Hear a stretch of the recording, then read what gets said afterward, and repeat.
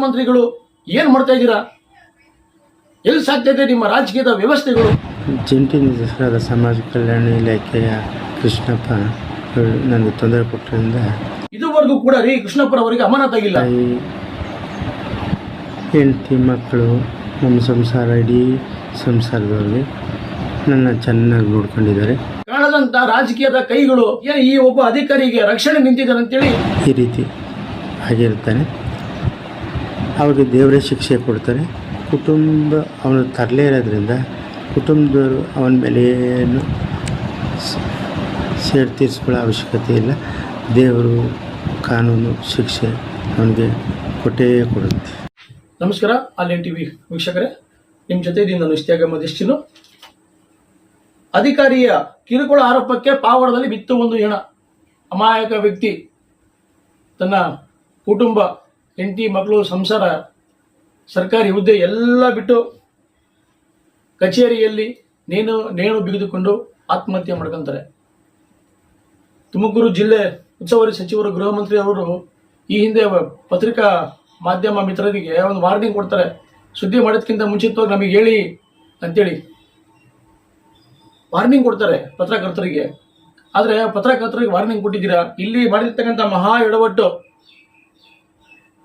ನಿಮ್ಮ ಸರ್ಕಾರದ ಅಧಿಕಾರಿ ಒಬ್ಬರು ತುಮಕೂರು ಸಮಾಜ ಕಲ್ಯಾಣ ಇಲಾಖೆಯ ಜಂಟಿ ನಿರ್ದೇಶಕ ಕೃಷ್ಣಪ್ಪ ರವರ ಕಿರುಕುಳಕ್ಕೆ ಪಾವಗಡ ತಾಲೂಕಿನ ಸಮಾಜ ಕಲ್ಯಾಣ ಇಲಾಖೆಯ ಸಹಾಯಕ ನಿರ್ದೇಶಕ ಮಲ್ಲಿಕಾರ್ಜುನ್ ಅನ್ನಂತ ವ್ಯಕ್ತಿ ಒಂದು ವಿಡಿಯೋ ವೈರಲ್ ಮಾಡ್ತಾರೆ.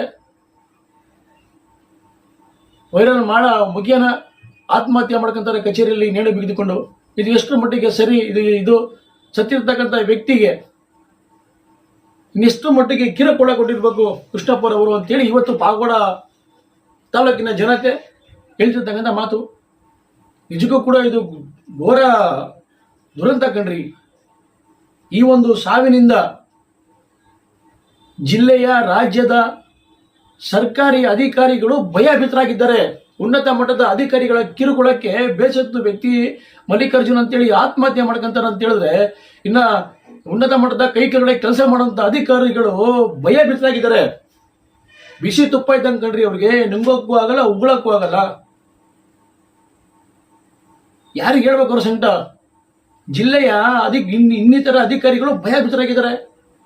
ಅಧಿಕಾರಿಗಳ ಕಿರುಕುಳ ಈ ಮಟ್ಟಕ್ಕೆ ತಾರಕಕ್ಕೇರಿದೆ ಅಂದ್ರೆ ಇನ್ನು ಕೈಗಳ ಕೆಲಸ ಮಾಡುವಂತ ಅಧಿಕಾರಿಗಳು ಎಷ್ಟರ ಮಟ್ಟಿಗೆ ಕೆಲಸ ಮಾಡಬೇಕು?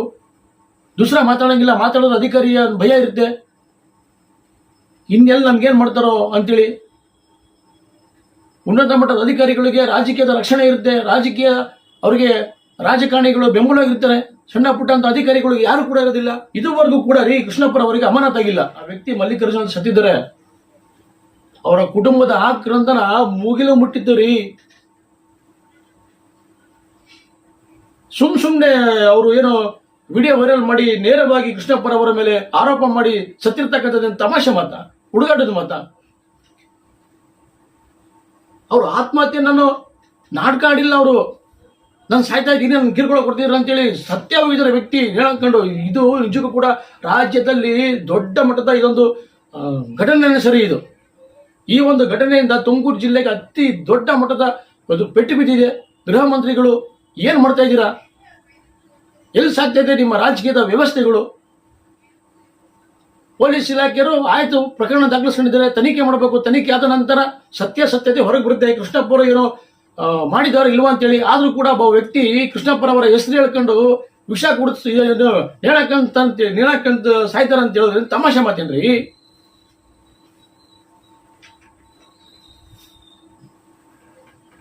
ಇನ್ನು ಬೆರಳು ಏನಕ್ಕೆ ಎಷ್ಟು ದಿನಗಳಿದ್ರು ಅಷ್ಟೇ ಅವ್ರಿಗೆ ನಿವೃತ್ತಿ ಆಗೋದಕ್ಕೆ. ತನ್ನ ಹೆಂಡತಿನ ಕಳ್ಕೊಂಡಿದ್ದಾರೆ, ತಾಯಿನ ಕಳ್ಕೊಂಡಿದ್ದಾರೆ, ಮಗನ್ನ ಕಳ್ಕೊಂಡಿದ್ದಾರೆ, ಸಂಸಾರ, ಬಂಧು ಬಳಗ, ಕುಟುಂಬ. ಇಷ್ಟು ವರ್ಷ ಸರ್ಕಾರಿ ಹುದ್ದೆಯಲ್ಲಿ ಕೆಲಸ ಮಾಡಿದಂತ ಒಬ್ಬ ಅಧಿಕಾರಿ ನೇಣು ಬಿಗಿದುಕೊಂಡು ಸಾಯ್ತಾನ ಅಂತ ಹೇಳಿದ್ರೆ ಇದ್ರ ಅರ್ಥ ಏನ್ರಿ? ಇದರಿಂದ ಏನ್ರಿ ಇದೆ ರಹಸ್ಯ? ಇದೆಲ್ಲ ತನಿಖೆ ಆಗ್ಬೇಕು ಬಡವ. ಇದು ಉನ್ನತ ಮಟ್ಟದ ತನಿಖೆ ಆಗ್ಬೇಕು. ಗೃಹ ಮಂತ್ರಿಗಳು ಮೌನ ಮುರಿದು ನಿಮ್ಮ ಅಧಿಕಾರಿಗಳಿಗೆ ಕಡಾಖಂಡಿತಾಗಿ ಸೂಚನೆ ಕೊಡಿ ಸ್ವಾಮಿ. ಅನ್ಯಾಯವಾಗಿ ಒಬ್ಬ ವ್ಯಕ್ತಿ ಸತ್ತೋಗಿದ್ದಾನೆ, ಆತನಿಗೆ ನ್ಯಾಯ ಸಿಗುವಂಥದ್ದು ಬಡವ. ಕಾಣದಂತ ರಾಜಕೀಯದ ಕೈಗಳು ಏನು ಈ ಒಬ್ಬ ಅಧಿಕಾರಿಗೆ ರಕ್ಷಣೆ ನಿಂತಿದ್ದಾನೆ ಅಂತೇಳಿ ಪಾವಗಡ ತಾಲೂಕಲ್ಲಿ ತುಮಕೂರು ಜಿಲ್ಲೆ ಕೇಳಬರ್ತಿರ್ತಕ್ಕಂಥ ಆರೋಪಗಳು ಬೆಂಕಿ ಇಲ್ದಲೇ ಹೋಗಿಡುತ್ತಾ. ಗೃಹ ಮಂತ್ರಿಗಳ ತವರೂರಲ್ಲಿ ಇದೆಂತ ಘಟನೆ ರೀ, ಹೇಳೋದಕ್ಕೆ ಕೂಡ ನಮಗೆ ನಿಜವಾಗ್ಲೂ ಕೂಡ ಬೇಸರ ಆಗುತ್ತೆ ರೀ. ಇನ್ನು ಪಾವಗಡ ತಾಲೂಕಿನ ಪೊಲೀಸ್ ಇಲಾಖೆ ಅಧಿಕಾರಿಗಳು, ನೀವು ಯಾವುದೇ ತರದ್ದು ಒಬ್ಬ ರಾಜಕೀಯದ ಒತ್ತಡಕ್ಕೆ ಯಾವುದು ನೀವು ಮಡಿದಲ್ಲೇ ಇವತ್ತು ಅಧಿಕಾರಿಗಳು ಇದ್ದೀರಾ, ನಿಮ್ಮ ಕೈಯಲ್ಲಿ ಬರವಣಿಗೆ ಇದೆ, ಸತ್ಯಾಸತ್ಯತೆನ ಪರಿಶೀಲನೆ ಮಾಡಿ, ನಿಮಗೆ ಏನೋ ಒಂದು ಅಧಿಕಾರ ಇದೆ, ಸರ್ಕಾರಿ ಅಧಿಕಾರಿಗಳಾಗಿದ್ದೀರಾ, ಯಾರು ಹೇಳಿರಿ ಯಾರಿಗೂ ನೀವು ಸೊಪ್ಪಾಗ್ತಲೇ ಈ ಮಲ್ಲಿಕಾರ್ಜುನನ ಸಾವಿಗೆ ನ್ಯಾಯ ಕೊಡಿಸೋ ಅಂತ ಇವತ್ತು ಆ ಹೊಣೆ ನಿಮ್ಮ ಮೇಲಿದೆ. ತುಮಕೂರು ಜಿಲ್ಲೆಯಲ್ಲಿ ಏನೆಲ್ಲ ನೋಡಿದ್ರು ಅಚ್ಚರಿ ಪಡಂಗಿಲ್ಲ ರೀ, ಅಚ್ಚರಿನ ಪಡಂಗಿಲ್ಲ. ವ್ಯವಸ್ಥೆಗಳು ಹಂಗಾಗಿದೆ. ವ್ಯವಸ್ಥೆಯಿಂದ ನೋಡಿ ಜನಗಳು ಸಾಯ್ತಾ ಇದ್ದಾರೆ, ಅಧಿಕಾರಿಗಳು ಸಾಯ್ತಾ ಇದ್ದಾರೆ. ಪೊಲೀಸ್ ಇಲಾಖೆಗೆ ಪತ್ರ ಬರೆದಿದ್ದಾರ್ರಿ, ಕೃಷ್ಣಪ್ಪ ಕಿರುಕುಳ ಕೊಟ್ಟಿದ್ರು ಅಂತೇಳಿ. ಯಾವ ತರ ಕಿರುಕುಳ ಕೊಟ್ಟಿದ್ದಾರೆ? ಒಬ್ಬ ವ್ಯಕ್ತಿ ಸಾಯ ಮಟ್ಟಕ್ಕೆ ಹೋಗ್ತಾನಲ್ರಿ, ಯಾವ ತರ ಕಿರುಕುಳ ಕೊಟ್ಟಿರ್ಬೇಕು? ಪಾವಗಡ ತಾಲೂಕಿನ ಜನತೆ ಪರಮೇಶ್ವರ್ ಅವರ ಸೂಚನೆಗೆ ಕಾಯ್ತಾ ಇದೆ. ಅಧಿಕಾರಿಗಳಿಗೆ ಯಾವ ಮಟ್ಟಕ್ಕೆ ಇವರು ಡೈರೆಕ್ಷನ್ ಕೊಡ್ತಾರೆ, ಇಲ್ಲಾಗಿರ್ತಕ್ಕಂಥ ವ್ಯಕ್ತಿಗೆ ಸಾವಿಗೆ ಎಷ್ಟರ ಮಟ್ಟಿಗೆ ನ್ಯಾಯ ಸಿಗುತ್ತೆ ಅಂತೇಳಿ ಕಾಯ್ತಾ ಇದ್ದಾರೆ. ಅವರು ನೋಡಿ ಮಲ್ಲಿಕಾರ್ಜುನ್ ಹೇಳ್ತಾ ಇದ್ರು, ನನ್ನ ಕುಟುಂಬಕ್ಕೆ ಸೂಚನೆ ಕೊಡ್ತಾರೆ.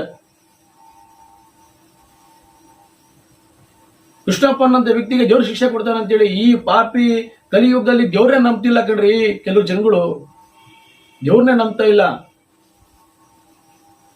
ಕರ್ಮ ಅನ್ನೋದನ್ನ ಬಿಡಲ್ಲ ರೀ. ಇದೇನಾದ್ರು ತನಿಖೆ ಮುಖ್ಯಮಂತ್ರಿ ಕೃಷ್ಣಪ್ಪರವರ ಕಿರುಕುಳಕ್ಕೆ ಮಲ್ಲಿಕಾರ್ಜುನ್ ಅವರು ಆತ್ಮಹತ್ಯೆ ಮಾಡ್ಕೊಂಡಿದ್ದು ನಿಜ ಅಂತೇಳಿ ಸಾಬೀತಾಯ್ತು ಅಂದ್ರೆ ಇದು ಹೇಳಿ ಕೇಳಿ ಒಂದು ಕೊಲೆ ರೀ.